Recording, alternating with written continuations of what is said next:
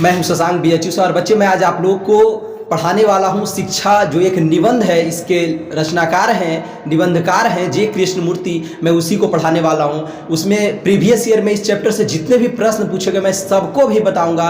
Objective, subjective, व्याख्या और इसका समरी, सारांश सब कुछ बताऊंगा इस वीडियो में। और सभी प्रीवियस ईयर में पूछा गया फर्स्ट क्वेश्चन है बाबू, शिक्षा शीर्षक निबंध के निबंधकार कौन है? ये 2010 में पूछा गया क्वेश्चन है। शिक्षा शीर्षक निबंध के निबंधकार कौन हैं? इसका ऑप्शन है मलयज, मोहन राकेश, उदय प्रकाश, जे कृष्णमूर्ति। तो इसका सही उत्तर आपको कमेंट बॉक्स में बताना है बाबू, ठीक है। मैं अब चलता हूं नेक्स्ट क्वेश्चन की ओर। अगला क्वेश्चन है, जे कृष्णमूर्ति की इनमें से कौन सी रचना है? जे कृष्णमूर्ति की इनमें से कौन सी रचना है? 2018 में पूछा गया है। इसका ऑप्शन है रोज, संपूर्ण क्रांति, बातचीत, शिक्षा। जिसका सही उत्तर होगा ऑप्शन डी, शिक्षा। अब मैं चलता हूं बाबू अगले क्वेश्चन की ओर। अगला क्वेश्चन है हमारे पास, जे कृष्णमूर्ति का पूरा नाम क्या था? जे कृष्णमूर्ति का पूरा नाम क्या था? बहुत ही इंपॉर्टेंट क्वेश्चन है बाबू, इसको आप लोग ध्यान में रखिएगा। तो ये देखिए 2014 में पूछा गया है। तो इसका ऑप्शन है जयंत कृष्णमूर्ति, जिद्दू कृष्णमूर्ति, जीवंत कृष्णमूर्ति, जनेश कृष्णमूर्ति। इनका पूरा नाम है जिद्दू कृष्णमूर्ति। इस बार एकदम आने की संभावना है। 2014 में आया था, इस बार भी आएगा, समझे ना। अब बाबू मैं आपको कुछ बातें बता देना चाहता हूँ। ये जो चैप्टर आप पढ़ रहे हैं ना, शिक्षा, ये बहुत इंपॉर्टेंट बात है बाबू। ये बात आपको कोई नहीं बताएगा, मैं ही बता सकता हूँ, क्योंकि मेरी रिसर्च रहती है। कोई भी चैप्टर जब मैं पढ़ाता हूँ उस पर मैं पहले रिसर्च करता हूँ, कितना नंबर का क्वेश्चन आ रहा है, कैसे पूछा जा रहा है क्वेश्चन। तो मैं आपको बता दूं, इस चैप्टर से हर साल 10 नंबर सबसे ज़्यादा पूछा जाता है। 10 नंबर का पूछा जाएगा इस बार भी, और सबसे ज़्यादा प्रश्न इस चैप्टर से होते हैं। इसलिए आपको इस चैप्टर को मैं बहुत अच्छे से पढ़ाऊंगा, व्याख्या भी बताऊंगा, कौन कौन सा व्याख्या आ रहा है प्रीवियस ईयर में और इस बार क्या आएगा, सब कुछ मैं आपको बताऊंगा, समझे ना। इसका जो समरी है वो भी, सारांश जिसको आप कहते हैं, वो भी आया है।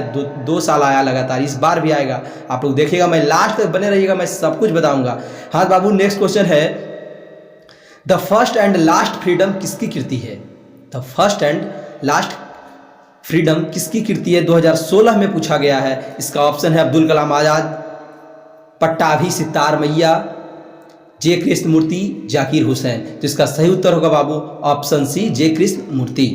मैं चलता हूं अगले क्वेश्चन की ओर। अगला प्रश्न है, जे कृष्णमूर्ति के संबंध में कौन सा तथ्य सही है? तो इसका ऑप्शन है वे प्रायः लिखते थे, वे प्रायः बोलते थे, संभाषण करते थे, वे प्रसिद्ध नाटककार थे, वे उपन्यासकार थे। इसका सही उत्तर होगा ऑप्शन बी, वे प्रायः बोलते थे, संभाषण करते थे। अब मैं चलता हूं नेक्स्ट क्वेश्चन की ओर बाबू। नेक्स्ट क्वेश्चन है, जे कृष्णमूर्ति क्या थे? जे कृष्णमूर्ति क्या थे? ये देखिए 2019 में पूछा गया बाबू, बहुत ही इंपॉर्टेंट क्वेश्चन है, आप लोग ध्यान में रखिएगा। इसका ऑप्शन है राज्य शिक्षक, देश शिक्षक, विश्व शिक्षक, गांव शिक्षक। इस बार भी आने की संभावना है, ये 2019 में आया था। इसका सही उत्तर होगा ऑप्शन सी, विश्व शिक्षक ये थे। ठीक है बाबू, अब मैं आपको ऑब्जेक्टिव बता दिया हूं। अब मैं आपको सब्जेक्टिव में बताऊंगा, जो क्वेश्चन पूछा जाता है सब्जेक्टिव में, ठीक है। तो बाबू आप लोग ध्यान रखिएगा एक बात को, कि आपको इस बार दृढ़ संकल्प ले लेना है। इस बार दृढ़ संकल्प ले लेना है। मैं ले चुका हूं कि 90+ आपको करवा दूंगा हिंदी में, चाहे जैसे हो। ये एक सपना नहीं, हकीकत है बाबू। आप टेंशन मत लीजिएगा, हमारे साथ आप बने रहिएगा।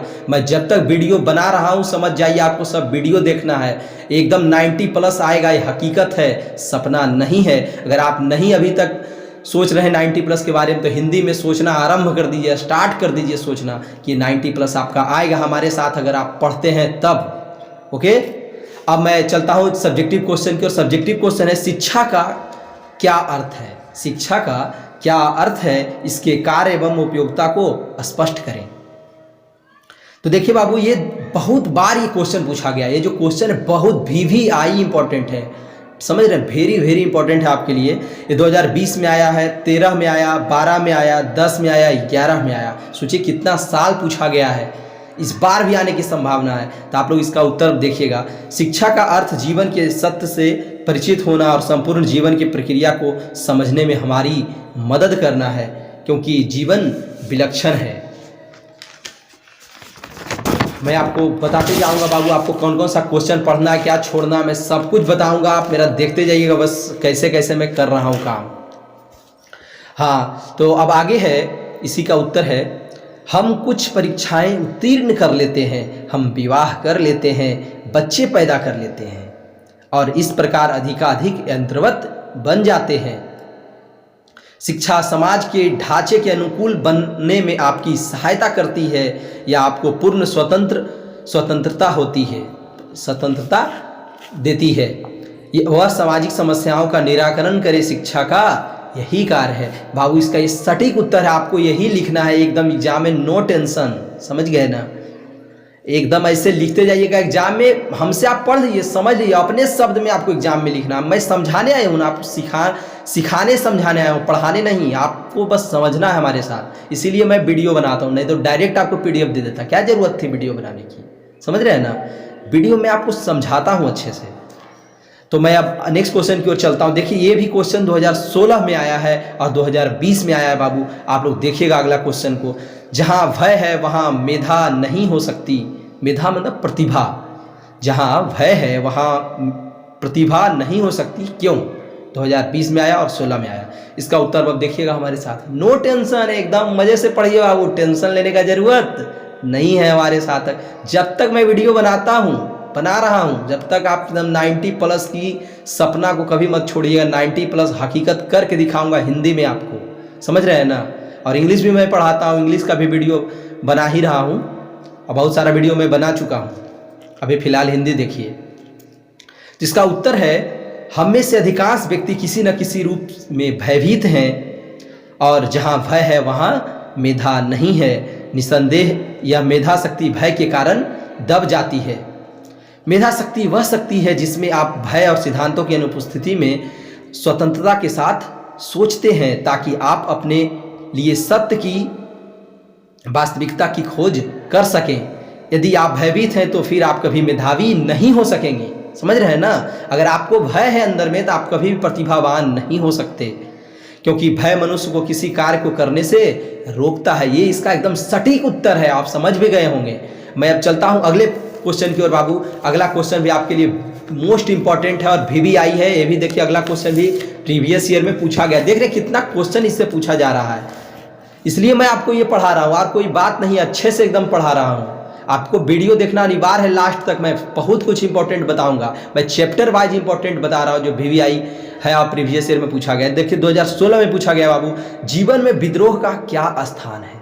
बहुत इंपॉर्टेंट क्वेश्चन है, इस बार भी आने की संभावना है। ये 2016 में पूछा गया था, जीवन में विद्रोह का क्या स्थान है। तो इसका उत्तर मैं पढ़ता हूँ। इसका उत्तर देखिएगा बाबू, जब कोई व्यक्ति सचमुच जीवन के इस ऐश्वर्य की, इसकी अनंत गहराई और इसके अद्भुत सौंदर्य की धन्यता महसूस कर लेता है तो जीवन के प्रति तनी भी कसमसाहट का भाव आता है तो वह विद्रोह कर बैठता है। आप समझ रहे हैं ना। जब कोई व्यक्ति ऐसा आराम करने लगता है तो वह उसको मजा आने लगता है ज़िंदगी जीने में, और थोड़ा सा अगर कहीं संघर्ष करना पड़ता है, परेशानी आने लगती है तो व्यक्ति क्या हो जाता है, घबरा जाता है। वही बात है इसमें। फिर है अगला लाइन, समाज में व्यक्ति सुरक्षित रहना चाहता है और साधारणतः सुरक्षा में जीने का अर्थ है अनुकरण में जीना, अर्थात भय में जीना। भय से मुक्त होने के लिए व्यक्ति को विद्रोह करना पड़ता है। भय से मुक्ति पाने के लिए व्यक्ति को विद्रोह करना पड़ता है। अतः जीवन में विद्रोह का महत्वपूर्ण स्थान है। जैसे अभी देखिए किसान भाई लोग सभी विद्रोह कर रहे हैं, आप देख ही रहे हैं, अभी ताज़ा खबर आज चल ही रहा है इधर महीनों दिनों से। तो विद्रोह किस लिए कर रहे हैं? अपने हक को पाने के लिए, अधिकार को पाने के लिए। अब मैं चलता हूँ बाबू आपको बताने वो क्वेश्चन को जो आपके एग्जाम में तो आ ही रहा है क्वेश्चन। और देखिए फिर से मैं आपको अब यहाँ पे एक बात करूँगा कि आपकी व्याख्या भी पूछा जाता है आपके एग्जाम में, आप जानते होंगे। आपके एग्जाम में बाबू व्याख्या भी पूछा जाता है। व्याख्या तो एकदम मोस्ट इंपॉर्टेंट है, 5 नंबर का आपका व्याख्या आता है, समझ रहे हैं ना। तो व्याख्या आता है 5 नंबर का, तो उसको अच्छे से देखना होगा। और अच्छे से देखने के लिए आप तो जानते हैं कि क्या करना पड़ता है, सर के साथ मेहनत करना पड़ता है। जब सर ठान लिए हैं आप लोगों को इतना नंबर व्यवस्था करवा देंगे 90+ का, तो आपको भी लगना है हमारे साथ, समझ रहे हैं ना। हाँ तो हाँ, तब देखिए व्याख्या वाले क्वेश्चन है, हम नूतन विश्व के निर्माण करने की आवश्यकता महसूस करते हैं। व्याख्या है, ये 5 नंबर में आता है और 2016 में बाबू और 2018 में पूछा गया है। ये 2016 2018 में पूछा गया है क्वेश्चन और इस बार भी आने की संभावना है। तो देखिएगा, हम नूतन विश्व के निर्माण करने की आवश्यकता महसूस करते हैं। हम में से प्रत्येक व्यक्ति पूर्णतया मानसिक और आध्यात्मिक क्रांति में होता है। हाँ, तो इसको लिखना कैसे, व्याख्या मैं आपको बार बार बताता हूँ। व्याख्या में आपको 2 नंबर तो ऐसा ही मिल जाएगा 5 नंबर में, जब आप उसको लिख देंगे कि प्रस्तुत पंक्ति कहाँ से लिया गया, उसके लेखक कौन है। मैं पढ़ता हूँ। प्रस्तुत पंक्ति हमारे पाठ्य पुस्तक के शिक्षा नामक निबंध से लिया गया है, जिसके रचनाकार हैं जे कृष्णमूर्ति। जे कृष्णमूर्ति लेखक जे कृष्णमूर्ति संसार को एक नयापन देना चाहते हैं। उनका कहना है कि नूतन विश्व के निर्माण के लिए आवश्यक है कि स्वतंत्र और निर्भीक वातावरण का तैयार करना। ठीक है, फिर नूतन विश्व के निर्माण हेतु हमें क्रांति सीखना और प्रेम करना, इन तीनों सहज मानव गुणों को अपने आप में समाहित करना होगा, क्योंकि ये तीनों पृथक क्रियाएं नहीं है। समझिए, एकदम सटीक उत्तर है इसका। आप समझ लीजिए और अपने शब्दों में एग्जाम में लिखिएगा। मेरे शब्द में नहीं लिखना है बच्चे, आप अपने शब्द में लिखिएगा एग्जाम में। आपको बस समझना है, रटेंगे भूल जाएंगे, समझ रहे हैं ना। अब मैं अगले क्वेश्चन की बात करता हूँ। देखिए, अगला क्वेश्चन जो है 2016 में पूछा गया है, प्रीवियस ईयर में, और इस बार की भी संभावना आप देख लीजिएगा। कितना कम क्वेश्चन मैं करवा रहा हूँ, इससे सबसे ज़्यादा क्वेश्चन पूछा जाता है इस चैप्टर से, इसलिए मैं इसको करवा रहा हूँ। अच्छे से लास्ट तक देखिएगा। आप उस समय महत्वाकांक्षी रहते हैं जब आप सहज प्रेम से कोई कार्य सिर्फ कार्य के लिए करते हैं। कितना अच्छा क्वेश्चन है, ये आने की संभावना है इस बार, 2016 में पूछा गया था। तो इसका उत्तर आपको वैसे ही लिखना है। प्रस्तुत पंक्ति हमारे पाठ्य पुस्तक शिक्षा नामक निबंध से लिया गया, जिसके लेखक कौन है, जे कृष्णमूर्ति हैं। तो अब बात है, प्रस्तुत पंक्ति के द्वारा लेखक कहना चाहते हैं कि महत्वाकांक्षी केवल अपने विषय में ही सोचता है, अतः वह क्रूर हो जाता है। वह दूसरों को धकेल कर अपनी महत्वाकांक्षा का पूरा करना चाहता है, समझ रहे हैं ना। और फिर प्रेम के अनुभव के साथ तल्लीन होकर कोई कार्य करने से हमारी क्षुद्र महत्वाकांक्षा दबी रहती है। इस स्थिति में हमारे ह्रास की संभावना समाप्त हो जाती है। शिक्षा हमें ही करना सिखाती है, जिससे हमारी रुचि और दिलचस्पी हो। रुचि के बगैर किया गया कोई काम का मृत्यु जैसा प्रतीत होता है करना। बिना रुचि अगर नहीं अब काम आप कर रहे हैं तब तो ये प्रेम से किए गए कार्यों से ही नूतन समाज का निर्माण संभव है। समझ रहे हैं ना बाबू।